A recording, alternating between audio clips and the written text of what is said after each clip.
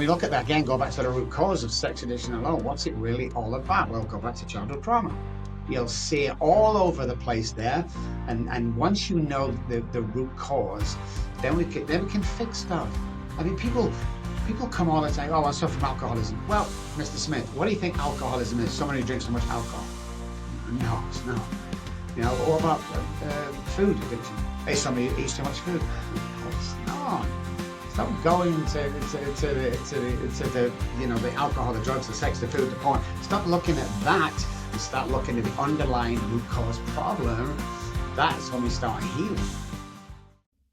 Hey everybody, this show is sponsored by shopveteran.ca and the Canadian Legacy Project. Are you a veteran who owns a business? If so, register your business for free on shopveteran.ca. Or, if you would like to support veteran-owned businesses, make shopveteran.ca your first stop shop. Hello, all you beautiful souls. Thanks for joining me for another very special edition of Operation Tango Romeo, the Trauma Recovery Podcast for veterans, first responders, and their families.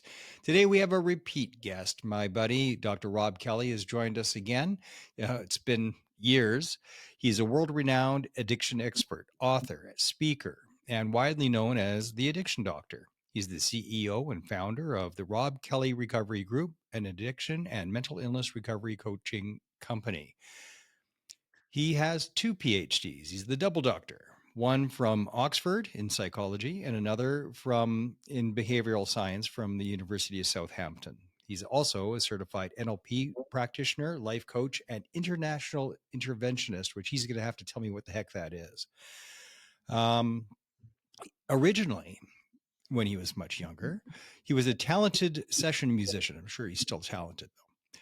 And he played at Abbey Road Studios with artists like Queen, David Bowie, Elton John. And at that time, being in that environment, he developed severe alcoholism that led him to losing his career, family, and home, eventually living homeless on the streets of Manchester. After a spiritual awakening, he entered recovery and dedicated his life to helping others. Dr. Robb, thanks for being back here, man. Of course, Mike. Mark, good to see you, man. That's a crazy intro. I was intrigued when you said I've got it from GPT, so I had to do it myself. And it's like, there's no chance of me ever hiding in the world because it's so true what's on there. It's crazy. So yeah, awesome. Great to be here. Well, last time that I had John, and then you're on Theo Fleury's show, which he doesn't have anymore. It sucks because he's really, really good at it. I enjoyed listening to the interviews that he did. But there's been a lot between then and now. And what I was hoping to find out is what is new in the world of addiction and trauma recovery, because I've been seeing all kinds of things that have developed over the last few years. But from your perspective, what's the better mousetrap out there over the last few years? What advances have we made? Huge advances going forward. Unfortunately, in the addiction world. So we treat addiction, alcoholism, depression, Alzheimer's. We treat anxiety, PTSD, all the stuff. Anything with psych, we've moved across to. So we're kind of doing all of the psych right now. The way that the patterning of the brain, the reinforcement of the permanent patterns of the brain, how neural pathways work, how 300 neural pathways die every day. What are we replacing them with is the question I always ask people. And that we can permanently change our brain. We can fully cure addiction, anxiety, PTSD, all that stuff. That's easy to say. You can cure addiction. Surely that's not possible. I hear the audience say, well, we're the only company in the world that offer a money-back guarantee. When you leave us, if you follow our program and relapse, we'll refund your money. So yeah, we've cured that, and we've learned that alcoholics are born and drug addicts are made. We've increased our research on behavioral science, and we've increased our research on the way the brain works pertaining, and we found out that 3 parts of the brain are different from any other person or addiction with alcoholics. So yeah, quite a lot. We've also introduced another company of mine called BreathBox, which is a 9-dimensional subliminal messaging software, which is changing the world right now. So we're actually speaking to Robert Kennedy, got a health minister pertaining to the stuff that we have without medication. So yeah, all exciting stuff. Oh, and I built a restaurant next door as well, a British restaurant, just for the sake of it, just to prove to somebody or all people that you can do anything you want to do with no experience in it. So yeah. So if you get a hankering for bangers and mash, right there. Yeah. I always tell people when they come visit, come in, try our breath work, try our medical grade red light therapy. We'll do all the stuff, and then I'll go feed you next door. But if anybody's in San Antonio, look me up and come and see me. I'll treat you for the day. Well, I might have to get my butt down there and say howdy. Yes, yes, definitely. The amount of podcasters over the last 12 months that's been here is unreal. Unreal. So yeah, please do. Well, tell me about this last thing that you mentioned, this new modality that you say is changing the world. What is it? Like, how do you unpack that? So it's called the actual software is created by a company called 9D Delta 9D, and the software is very, very clever. So apart from the beats and the vibrations and the frequencies that we use on it, the clever part, as far as I'm concerned, is there's one main voice talking you through it and the breath work and all that stuff. It's like 10% breath work, 90% subliminal. So you have one voice, you put headphones on and a blackout mask, and you lie down or in a chair. We do groups of like 20 and 30. Um, and there's nice music going on, of course, but you're being hit all the time you're on it by subliminal messages in the background that you cannot hear. So there's 60 boxes, as we call them, because it's called Breath Box, my company, that you can go on for every ailment that you suffer from. Uh, so depression, addiction, stuff like it repatterns the brain over a period of time away from self-sabotage behavior. Like I said, 300 neural pathways die every day. What are we replacing them with? Well, this software was Sublimin is replacing it with amazing, great stuff that inspiration gives you, and you start doing things that you never thought you'd do. You start building them businesses, them empires, that whatever it is around you, it builds confidence. It's all subliminal, so you don't hear it, but you feel amazing. This is what most people do when they take the headphones off. What the hell was that? And I go, right. You go, oh my God, I feel amazing. And we go, no, you don't. You feel normal. This is the way human beings are supposed to feel. So yeah, he's taken off like crazy. We love it. If you want to, for more information, guys, breathbox.studio. Jump on the website. It gives you all the information. But yeah, excited. It's virtual and in the studio, whichever you wish. But I Does that I use binaural beats? Yes, yeah, like 2% is the beats going on in the background. It's very, very clever. I tell everybody go on it. Like, it's like I think it's like 175 a session. I say, listen, give me $30, go on it. I do it. I'll just go on it. Just go on it. I need you to, because you can't explain it. It's so sophisticated with the subliminal stuff that it's years before its time, and it's probably the best tool that we've ever had. And in my 30 years in the addiction world, it's the best tool I've ever seen and probably will ever see for repair. Does it also incorporate entrainment therapy? Yes, yes. Okay, so I'll describe, and you tell me if I'm doing it wrong. So entrainment therapy's actually been around for a while. It was first came up in Russia and is in the 60s and has developed since then. There's a fellow in Edmonton who runs a company called Mind Alive, and that's what he does is entrainment therapy. He builds the boxes and the machines.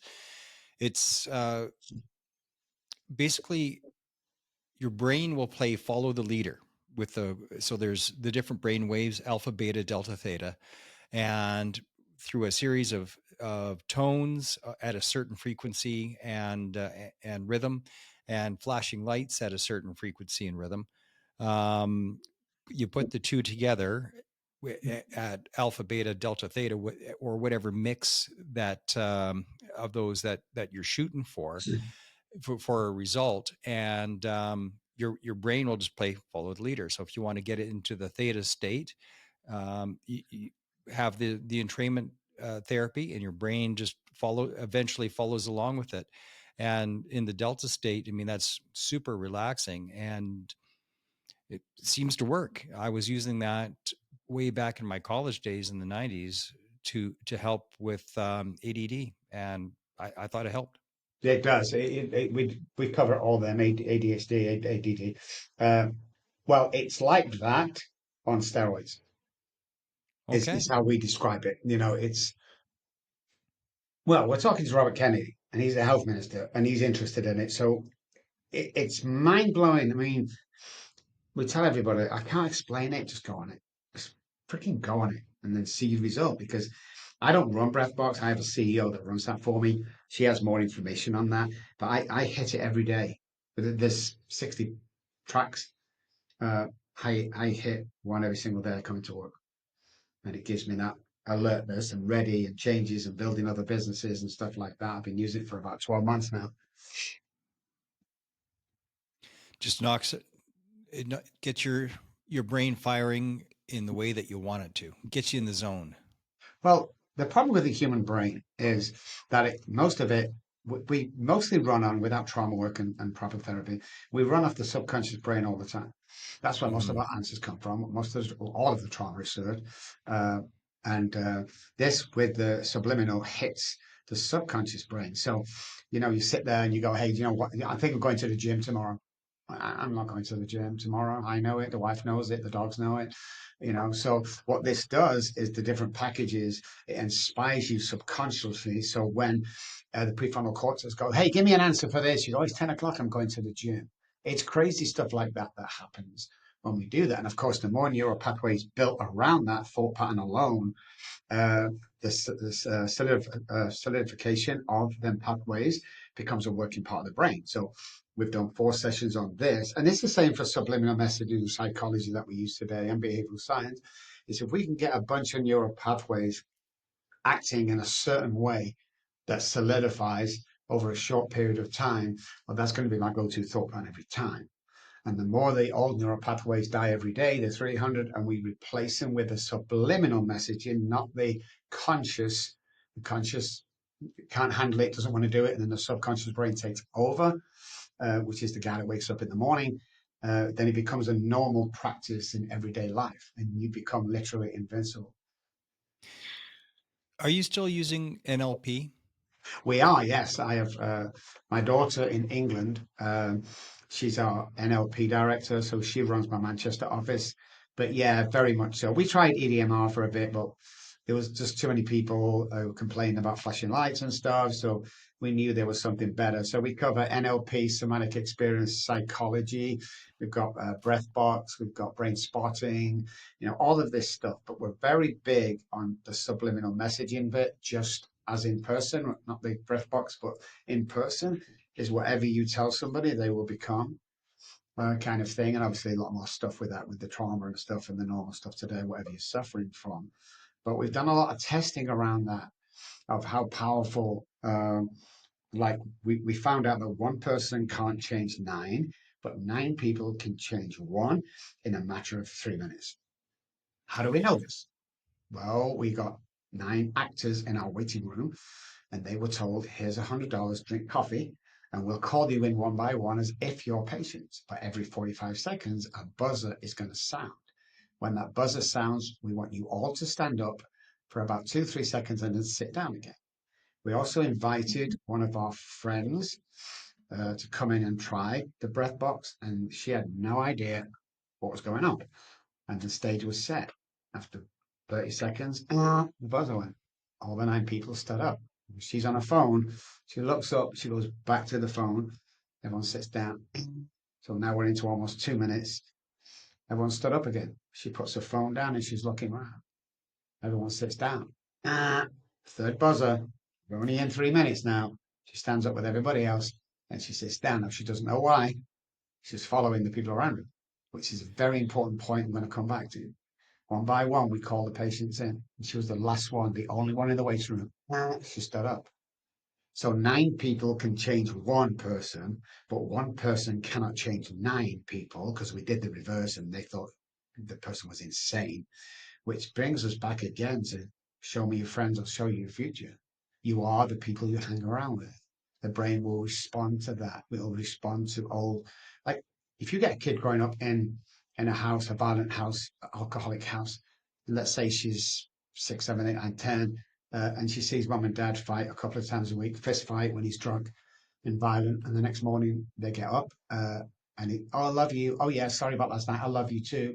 The young girl learns that violence equals love to the same effect that she'll go out there when she goes to college and stuff, and she will attract with the mind and the power the same guy who has similar uh, either alcohol or drug addiction violence to the state that if she finds someone who's a good guy, she'll self-sabotage that relationship because it doesn't feel good enough.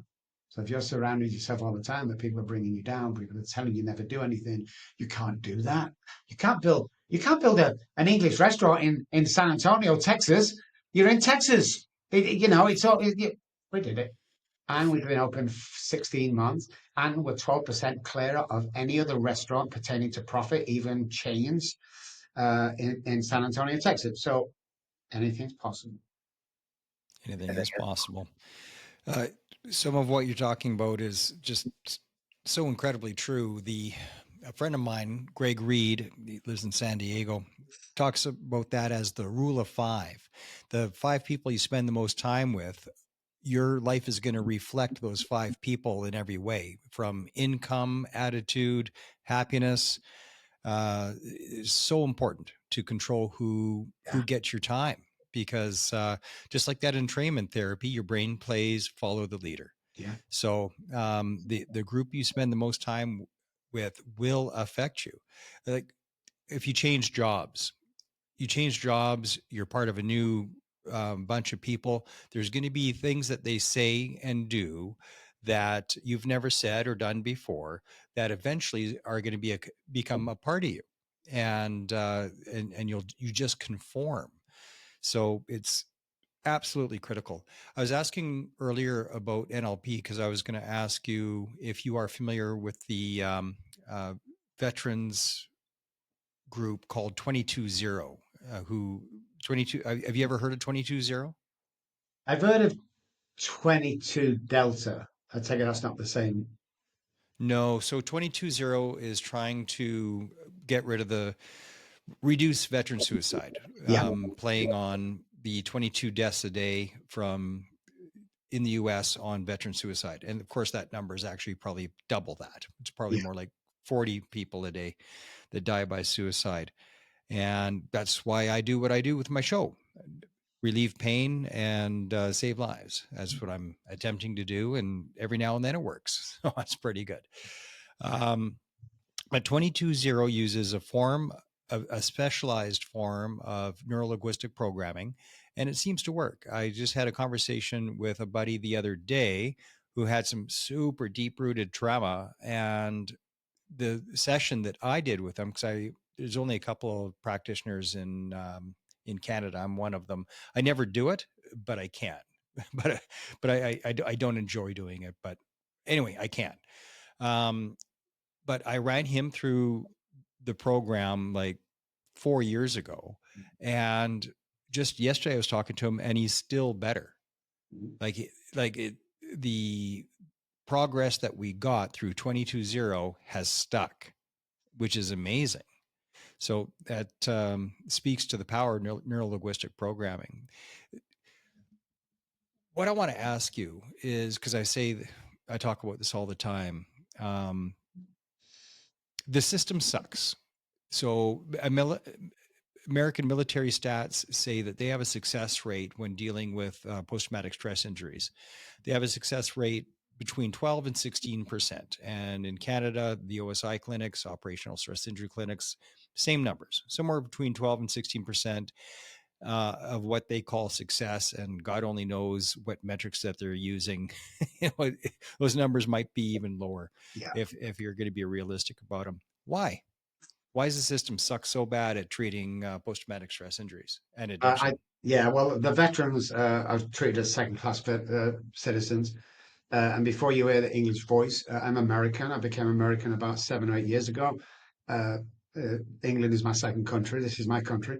And I think it's disgusting the way we treat veterans, first of all.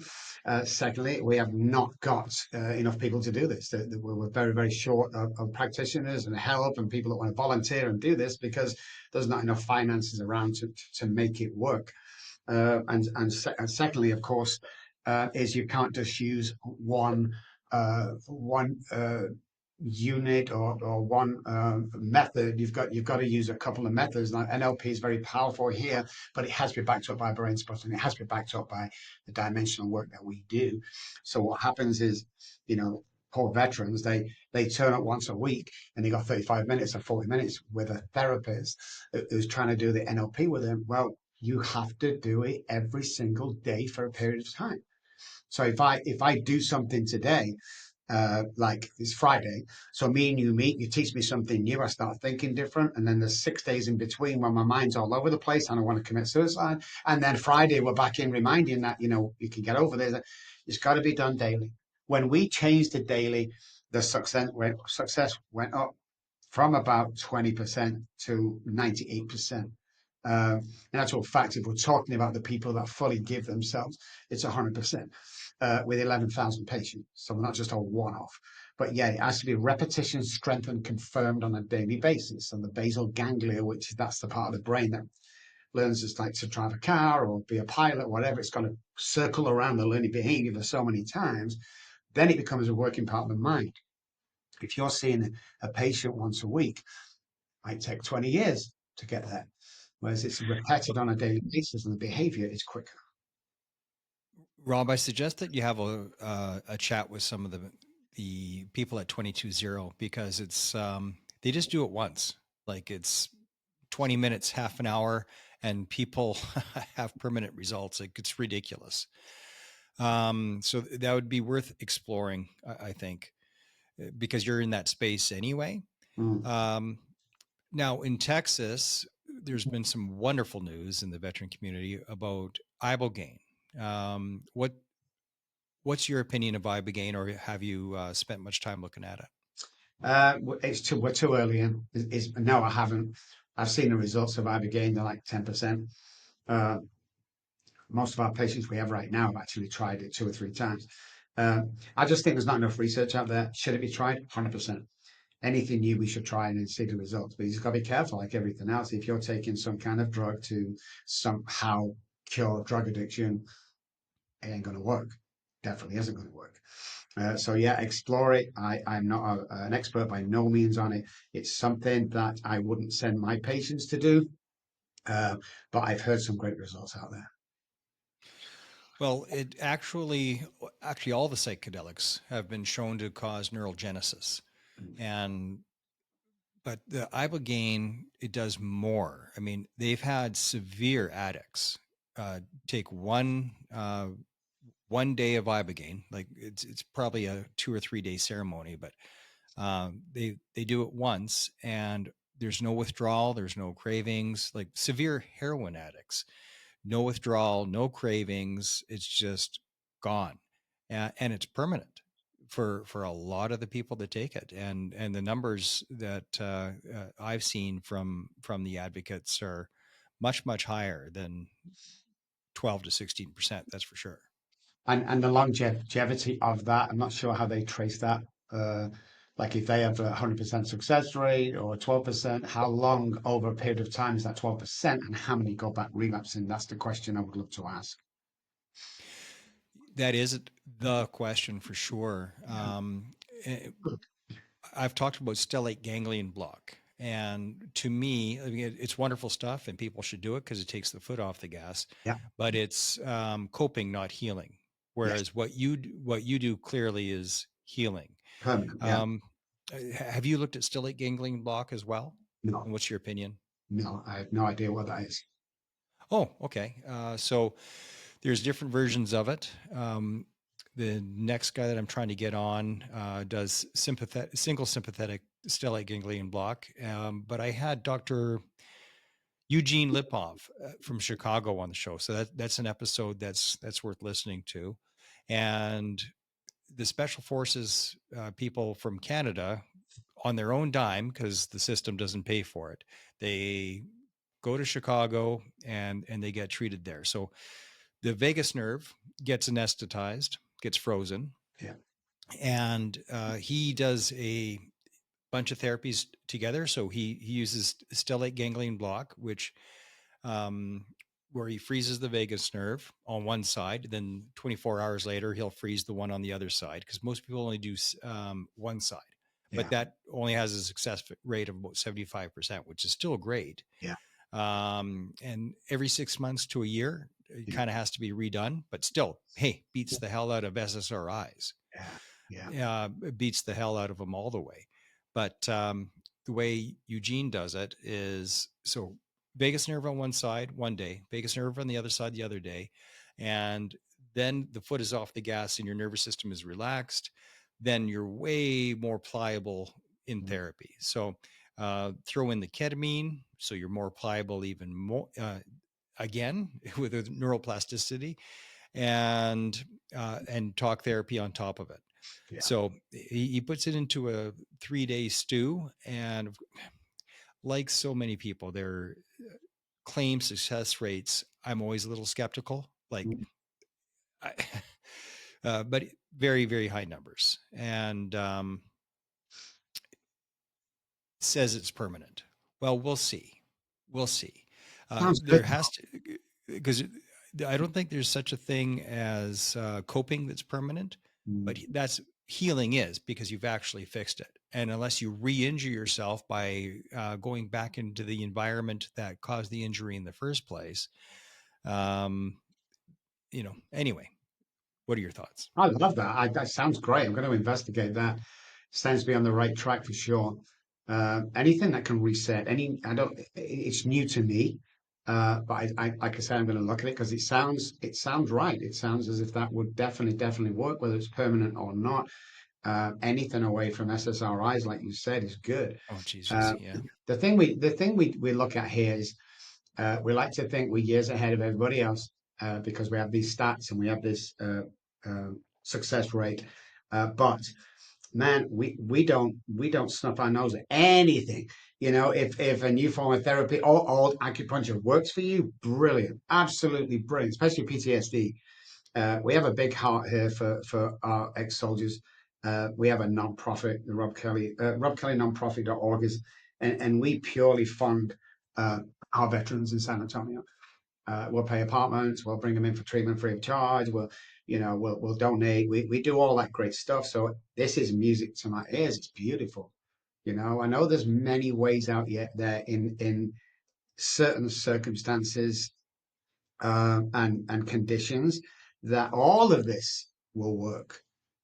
Freezing that it sounds it sounds great. I mean, I've never heard it before, but oh my God, yes, yes is my reaction. God, yes, that sounds like the perfect. Whether it's a cure or a behavioral science thing, where it's a period of time. Who cares right now? We're treating these guys and we've started the healing process. And once we start the healing process, what else, or, where they might go for further treatment that'll get them well, or they might stay with that. But whatever takes a human being from suicidal or heavy medication, talking about psych, not heart problems, I'm not talking about that. And we can get off them, which we truly believe you can, is better than any human being, I believe.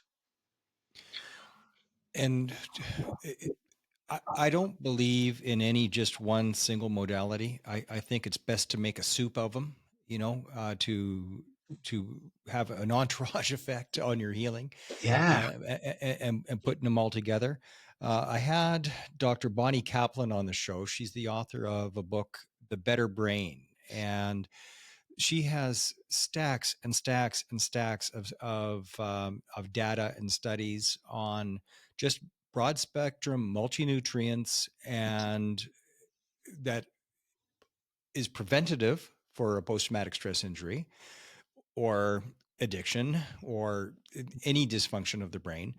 It's preventative because the brain is a hungry, hungry hippo, and we don't feed it. We're constantly starving our brain, and or abusing our brain, and with the proper, and not just vitamins from Jameson vitamins from Costco. Like, Yeah. we're talking the good stuff, Yeah. the pharmaceutical grade broad spectrum multi-nutrients on a daily basis. And just that alone is such a big difference. Huge. Um, and it just makes sense, right? So feed that hungry hippo, have the broad spectrum multi nutrients, be off the processed food and artificial food dyes and all the things that are working against you. And yeah, there's a lot of things to throw at it. I'm going to be doing my book. I'll probably start it this winter. I'm pretty sure I'll start it this winter. Basically talking about the things that we're talking about today. So everything that I've found, because I am probably, you know what? I'm going to just going to say it. I was going to say number one in Canada, but I'm probably the world expert on modalities because I don't know anybody else that does what I do, which is finding everything I can and bringing them to the show. Because even a fellow like you, and there's a couple of things that I've talked about that you're not familiar with. Yeah. And so like I'm no practitioner. I'm no clinician by any stretch of the imagination. Um, but I'm the modality guy because that's what I've been doing. I'm in the 7th year now, Rob. Wow. So I've had a lot of conversations, and I think this is episode 345. Wow. That's freaking, oh, I love it. Well, we've always said that we don't feed the brain with the food we're eating, and we never get the oxygen it needs. We only breathe 45% of our lung capacity. We know that. The reason we feel great going to the gym or cycling is not the exercise. It's this in between the reps. So if we're only breathing 45%, well, that's starving the brain straight away. You add all the food that we eat, 80% of food that we get from the supermarket, we can't methylate. So the first ingredient on your health bar that you pick up is nasty oils like sunflower oil or something like that. We can't methylate that stuff. And it's being sold to us by the trillions, and we don't know. We pick a health bar up, it's look 9 grams of protein, zero fat. They advertised. I did a live show a couple of on a news channel a few weeks ago. Picked this health bar up, and we asked the question: who would buy this for the family? Uh, and definitely everybody who was around us did. And we turned it around, and the first ingredient was sunflower oil. We cannot methylate that. So what we found is when we're eating the food that we think is good from the supermarket, everything we eat is not used in the form we eat it. It's got to be methylated into the source that we can use. But we can't methylate 80% of food out there.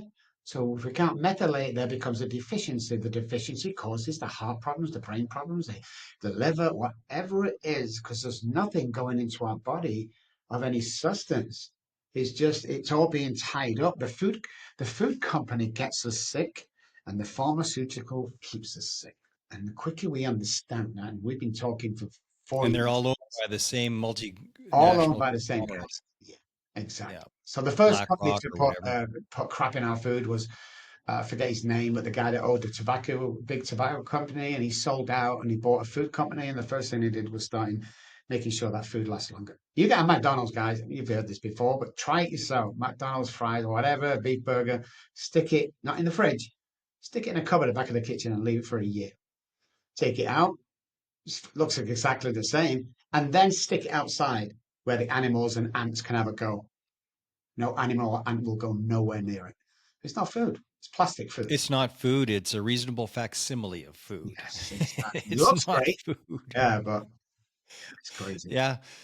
Yeah. If you're eating Mickey D's more than once a month, it's Damage. it's just bad news. It's damaging. Damage the brain, central nervous system. You will age quicker. All these things that have been proven by science over the years. It's like it's very hard to eat sensibly in America because everything's quick and fast and cheap, and everyone's looking for a great deal and stuff like that. I think that I'm not asking everybody to go to Whole Foods tomorrow and spend $600 on 2 meals, but what I do ask people is one day a week go get something from the store that's good. People think that the price tag, like they get sticker shock. Eating healthy is too expensive. Well, let me tell you, my wife and I have been doing carnivore for months, and it's we're spending less money Yeah. because there's less ingredients. Because Yes. where it gets you is all the little bottles and cans of different ingredients, and keeping the fridge full of 19 different things. Well, we've just been eating meat with some salt. Yeah. And it's great. One of the If somebody is really acute with anxiety or depression, I always say the same thing, like attack it fast. Yeah. And what I suggest to people is that, first of all, either switch to carnivore now, just at least for a while, try it for 30 days, uh, get into ketosis. The quickest way to do that is to fast for 36 hours.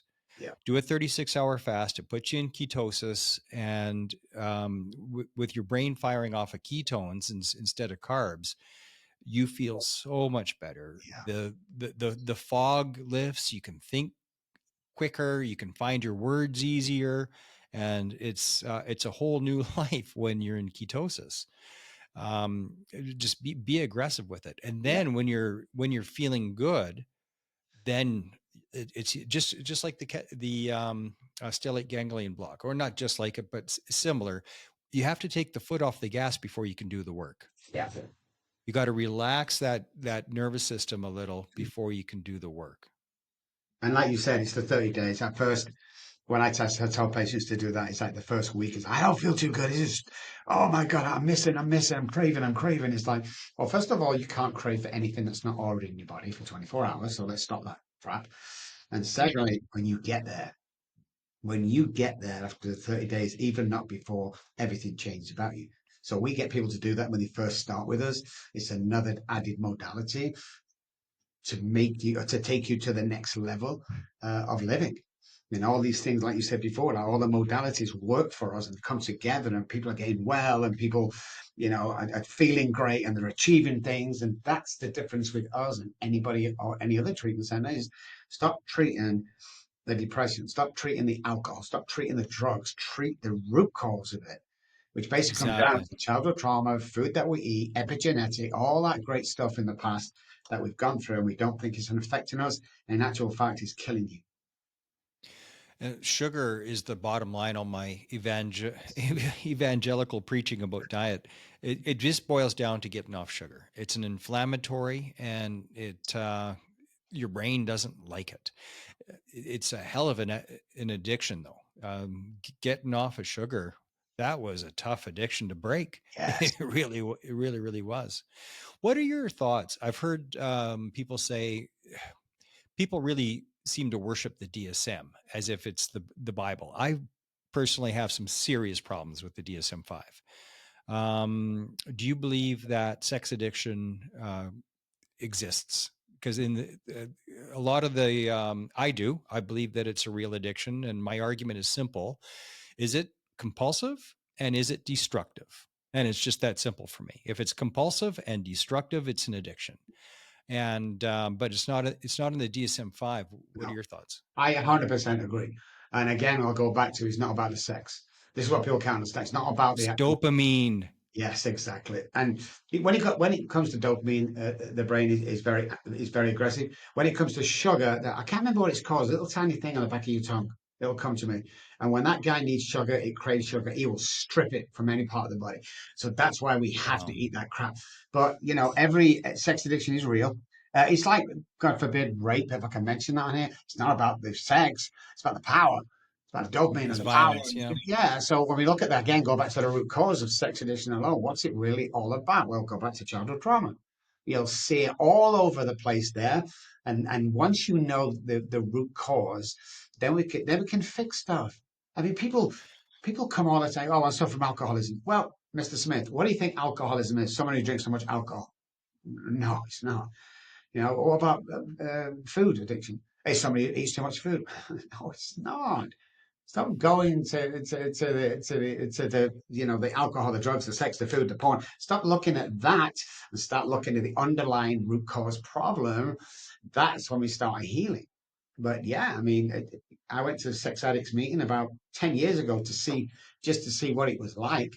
And then we did a little studying around it, and just as powerful as drug addiction, heroin addiction, all the above, just as powerful and as hard as to fix, but it can be fixed, especially with root cause treatment.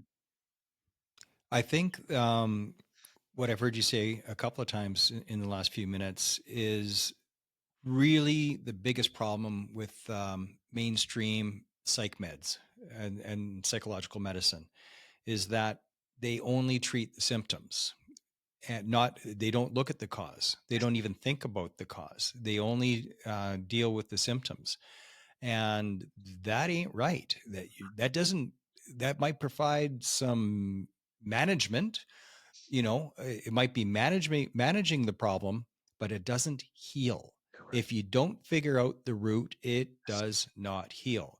And like for sex addiction, which I suffer from, unfortunately, um, it's I'm pretty sure that I have figured out the why of that, and you got to name it to tame it. So once you figure out, okay, why is this happening? Why is this such a problem?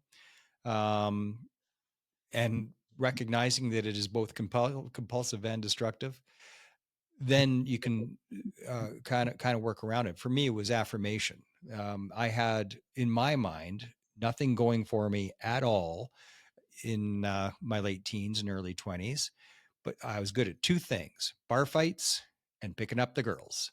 Yeah. So guess what I did? Bar fights and picking up the girls, because I was good at those two Yeah. things. And when you're good at something, at anything, doesn't matter how destructive, how unhealthy it is. Hey, I'm good at something. Right on. You're going to do more of it, because that's where you're getting your affirmation that, hey, Yeah. you're good at something. Yeah. If that's the only place you're going to get the affirmation, you're going to keep going back to that well. It's crazy. That learned behavior and enmeshment is crazy. And we keep going back and we keep going back, and that basal ganglia keeps repeating and repeating and repeating, and everyone thinks you can get well if you keep repeating the whole behavior, Well, and you it's don't like get to the it's like root a cause. chicken pecking at a button, because he knows if I peck at this button, I get the food. Yeah, It's yeah, just a compulsion, and you get conditioned. It's yeah. operative conditioning. And you can't heal on your own. We've seen tests in the past with mice. We put mice in one cage with cocaine and water and just water, and after a period of time, they're all in separate cages. They went for the cocaine and water every time, and then when we put them all in a cage, they went for the water eventually. You can't see the problem. So the definition of insanity in my world is me not being able to see my own truth.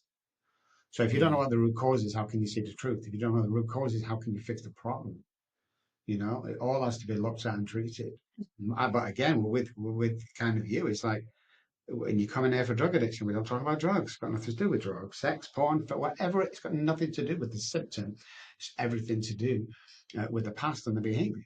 Once you get a set of neural pathways to self-sabotage around something that happened in childhood trauma, it becomes a working part of the brain. Once the thought patterns, there are billions, guys, in case you didn't know, once the set of thought patterns start behaving in such a way and repeated so many times, it becomes a working part of the brain. That is hard to change because it's your go-to. Alcohol is your go-to every time. I might have told this story last time I was on, but I was when I was homeless, I was outside a liquor store at 5:30 in the morning.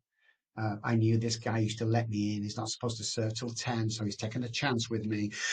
I literally can't speak. I'm going into DTs. If I don't get alcohol in the next 30, 40 minutes or get to a hospital, I'm going to fit. I'm going to die.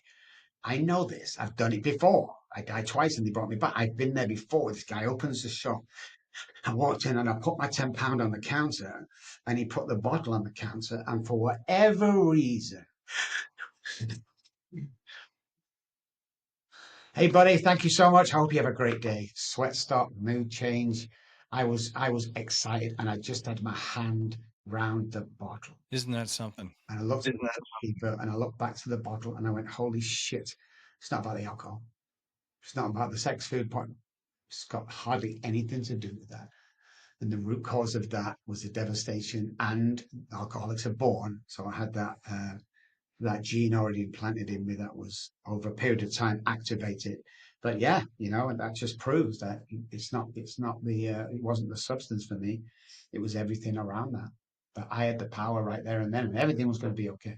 And we've done lots of tests about picking people up, taking them to a drug dealer, or the liquor store, taking them back, and we've wired them up, paid for all the stuff. And the results from that is the most intoxicating part of the whole journey was the drive to the liquor store, the drive to the dealer. Not the deal or the sub. No, the drive to is where it peaked. at its highest of excitement. The insanity of our society where somebody could be sitting there having a beer, telling a story about somebody who just OD'd on crack. And he goes, geez, they got to really leave those drugs alone. Swig of a Yeah, big yeah, old beer. And they just can't see it. And I've seen that exact scenario, yeah, right? As they're having a Ryan Coke. It's like, yeah, you just got to stay off those drugs. Clink, clink, yeah, drink, drink. yeah. And people just don't understand that just because it's legal, Yes, alcohol is the most destructive drug yes, on the planet by a lot, by any metric, any reasonable metric. But somebody does crack. Oh, what a crackhead. yeah, It's like you're doing the same thing as that quote unquote crackhead. yeah. If you've ever said the words, oh, what a day, I need a drink. Guess what? You're no different than the crackhead. You So, had a bad day. You're having a drink to sort of go, oh, yeah, because it's an effective drug. It works. What yes, people don't understand about alcohol is the price tag, yeah, because it's got a mother of a price tag on it. yeah. And that's where you and I will disagree a little. Taking a drug to get rid of a drug, I don't see plant medicine as drugs. I see them as medicine. And how the medicine works, whether it's ibogaine, ketamine, psilocybin. Psilocybin is what got me to stop drinking more than 5 years ago now. Um, is that it shuts off your frontal lobe, the ego, right? It just shuts it off. It turns off the noise of the ego, and lets you just be your true self, which is simply a being of consciousness. Yeah. That's it. Without any roles. You're not a dad or a mom or a brother or sister or a doctor or a podcaster. You have no roles. You just are. You just are. When all the noise of the ego is shut down, you're able to see and understand in a way that you are otherwise not able to see and understand. And it can also be achieved through meditation, and there's lots of ways to get there, but psychedelics are there's no way around it. Yeah, It's in your face and you can't hide from it, especially ibogaine. But when you're in that state, you can see things for how they are, not through the filter of the ego. The ego it's a reality filter, and it just gets rid of it, mhm, and temporarily for the length of that trip. And whether it's ibogaine or whatever, it lets you see the truth. For me, the psilocybin basically showed me the truth of alcohol, of how it affects my life. I was no raging alcoholic. I have no crazy binge stories, you know, bottom hitting rock bottom stories. That's not what happened. It was when COVID hit, I started having a drink with dinner. Then it was a drink with dinner, then a drink with my after dinner show. And in a short period of time, 5 or 6 weeks, I was up to 5 or 6 drinks a night. Like that's a lot of bloody alcohol every night. And it happened just like that. And mhm. then when I thought, oh, I better hit the brakes, I had the shakes already. I had the DTs after just 5 or 6 weeks or just the last few weeks of 5 or 6 drinks a night. I had the bloody DTs for a day. Yeah, And I did some microdosing of psilocybin. I just saw, okay, everything that makes me cringe, because I typically live in a place of shame and regret. yes, So I'm constantly cringing and going, oh, shouldn't have said that. And uh, it showed me, okay, every time you have a cringe moment memory, did you have a couple in you? Yeah, mhm, you did, you idiot. mhm. And, and then I saw that, and I also saw it globally of how it's a lie. It's this promise of a good time, but it's not. It's a carrot Yeah. that leads you to hell. I think if alcohol was created today and brought out, it would be banned instantly because we see the drunks, we see the treatment centers, we see people on streets now with drugs and alcohol who are homeless and stuff, but that's not the price tag. That's the behavioral problem around alcohol and drugs. What's the price tag? Goes straight back to health, goes straight back to performance, goes straight back to any poison that we put in our body is going to have an adverse effect, an irreversible one. So there's a myth out there that brain cells die because it's not true. You go into a grey state that can be replenished given the right treatment. But yeah, it's alcohol is the biggest killer in the world. But no, this is what happened when we did our research. And again, we research everything, guys, before I open my mouth and talk about it because it's new science. People don't believe you, so you have to have your backups. We went for a month in Richardson Hospital ER every weekend for a month, and we were allowed to test people coming in through the doors, everybody. Or the nurses did, or we did, whatever. That probably 90% of people on a Friday and Saturday night that came into the ER, the emergency room, had drugs and alcohol in there. Out of the 80, 90%, 40% was kept in overnight. Out with 40%, 3% died. On the original records, it had no alcohol, no drugs mentioned. It was died of this or a car accident or whatever it was. It never went down as alcohol poisoning due to excessive use of alcohol. You'll never find that anywhere because there's too much tax to be earned on alcohol in this country to do anything about it. So what do? But drink companies, they'll buy a treatment center for people. They'll donate $2 million to alcohol. Really? Really, I mean, we're one step ahead in America than we are in the UK, and that is you can advertise alcohol, but you can't drink it on screen. In the UK, you can see people drinking alcohol on screen. The age is a lot better. It doesn't really have an effect, but it's 18 in the UK, it's 21 here. So I can see them trying to move, but we need huge movement on this. Huge movement for the top of government to try and understand with the right information on what's going on here and how it's killing you on a daily basis. And until we get that, people are going to be dying on a daily basis, and that's it. I mean, nothing we can do about it.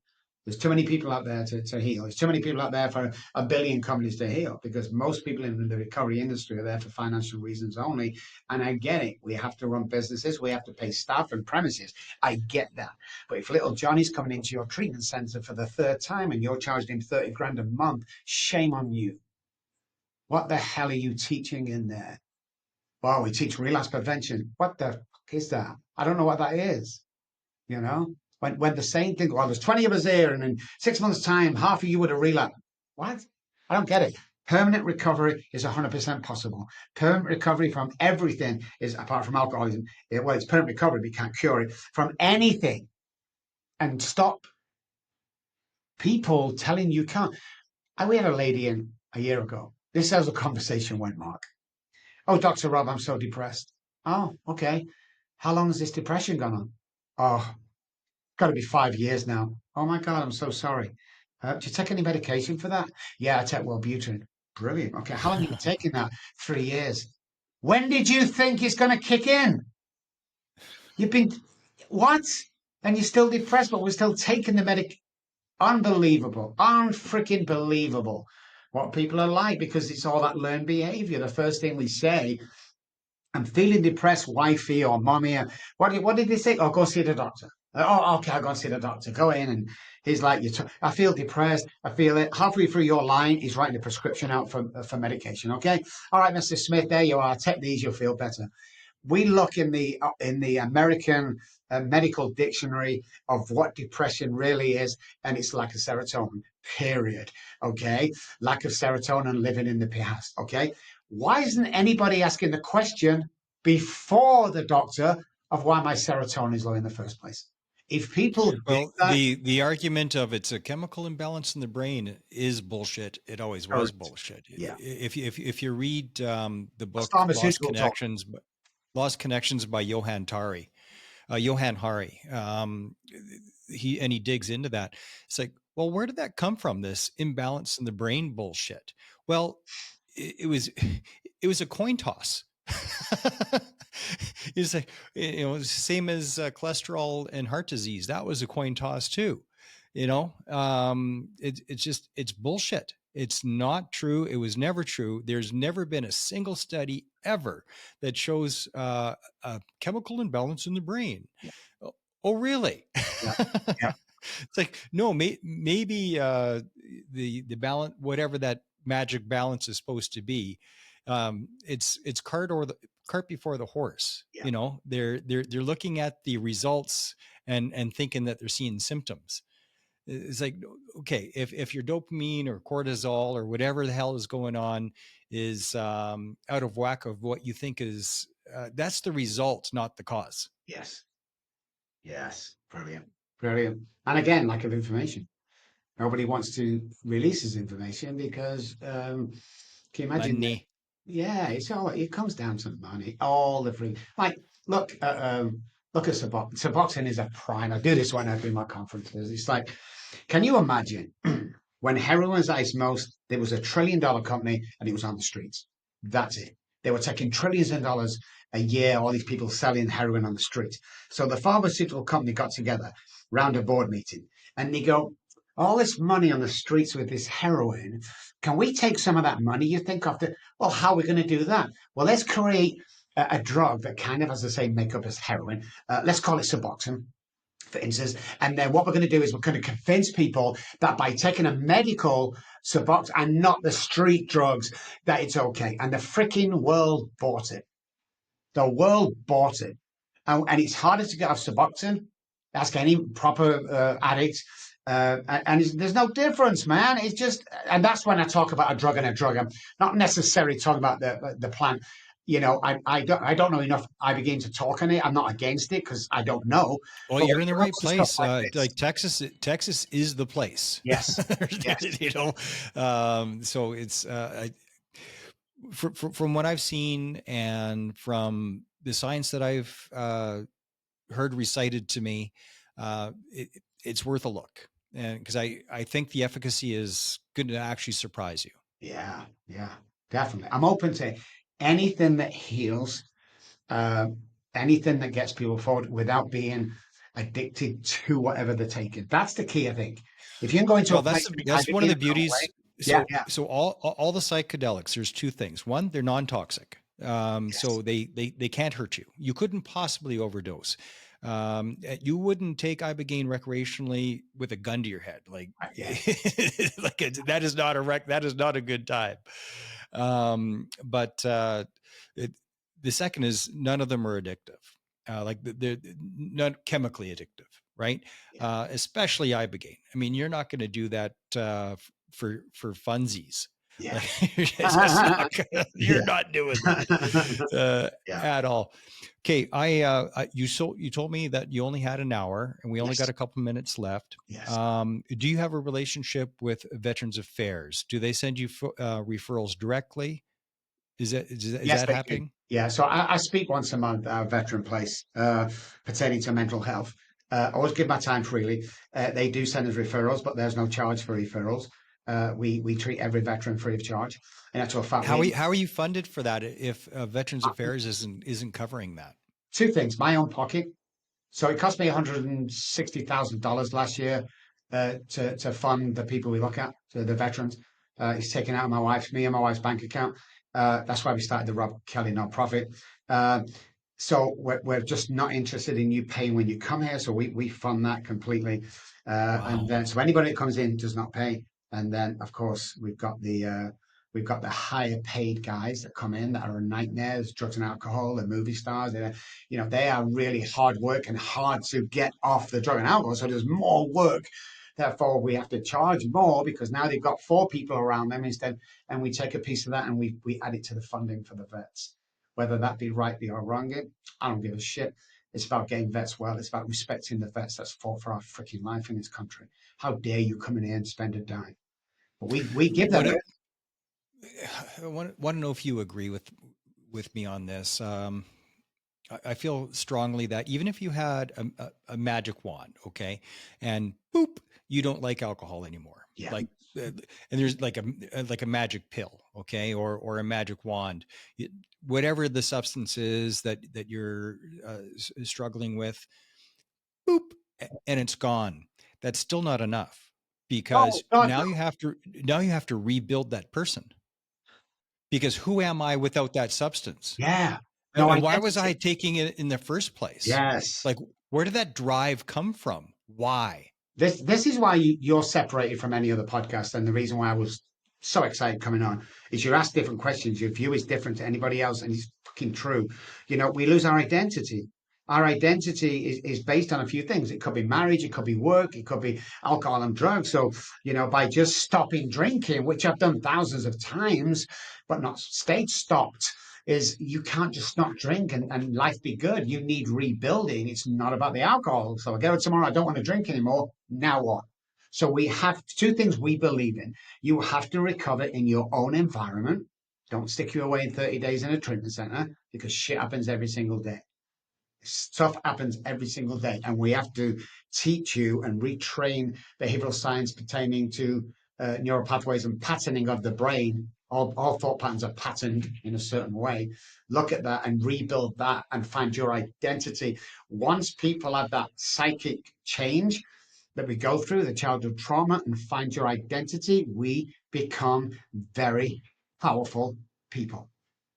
You treat yourself the way you believe you deserve to be treated. Yes. So if that inner monologue is that I'm poor, Yes. you're going to be poor.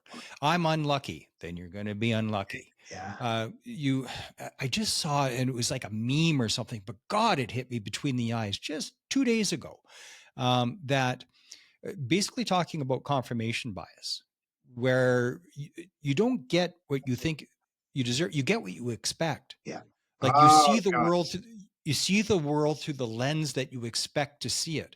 And oh my God, I've seen this so many times.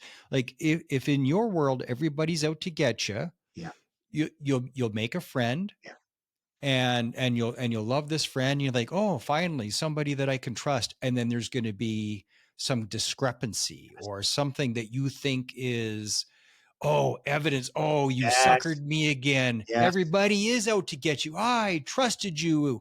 But you were actually out to get me when that's not happening at all. But you expected it. Some part of you expected it. So eventually you saw it. Can you imagine getting up one morning expecting great things to happen? Great things will happen. Yeah. You'll start to see things you don't see. You've got to get it. What I would hate for anybody listening or watching this is this. Can you imagine getting to the age of 70, 60, 80, looking back on your life to when you were 20 and 30s and realize there was nobody watching and you really could have done anything you wanted to do? So you want to stop most of your shit, turn TV on. You want to take that weight off you, stop giving a shit what people think about you. They've got their own stuff going on. There's two kinds of people in this world. People that love you for who you are and the people that want to be you. That's it. Quicker that's understood, the better in life. And do your own thing. Nothing is impossible. Nothing. One of my favorite quotes is that we're all living in an invisible cage. Yes. We're all living in the cage, but the door is wide open. Yes. Yes. I love that. Walk through that fucking door. Yes. Walk. Fucking run through the door. You'll never have any regrets like we do with alcohol, drugs, sex, porn. You'll never have any regrets with a clear mind and all the noise gone. You won't get up one morning and go, do you know something? That job and house and car and wife and everything I have today sucks. You stay in the now. You clear your shit up from the past. You stay in the now. You become open to other treatment out there. We're not the only guys and certainly the only methods out there that work. There are billions of. Be open, be teachable, and enjoy life. Stop worrying about shit. 92% of the things we worry about, they never come true. And I know it's easy to say, but hard to do. But the more we do it, the more it'll stick. So stop worrying about Dr. Robb Kelly, we're at our time, my brother. Thank you so much. What a great banger of a conversation. Oh my goodness. Thank you. Thanks for reaching out to me again. So good to see you again. Thank you, man. Thank you, Mark. Thanks, guys. All right, brother. Please stay on the line for a moment. Yeah. You're listening to Operation Tango Romeo, the trauma recovery podcast for veterans, first responders, and their families. If this conversation meant something to you, if you got something out of it, why keep it to yourself? Don't be a dick. Share like the sugar bear, because sharing is caring.